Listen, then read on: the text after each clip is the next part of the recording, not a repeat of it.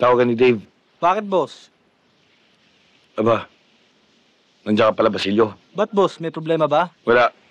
Sige. Boss, sandali lang. Bakit?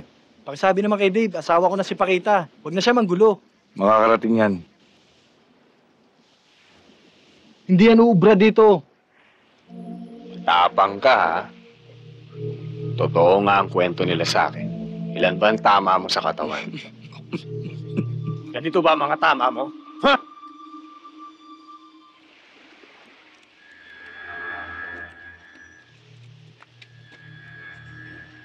Parang awa mo niya.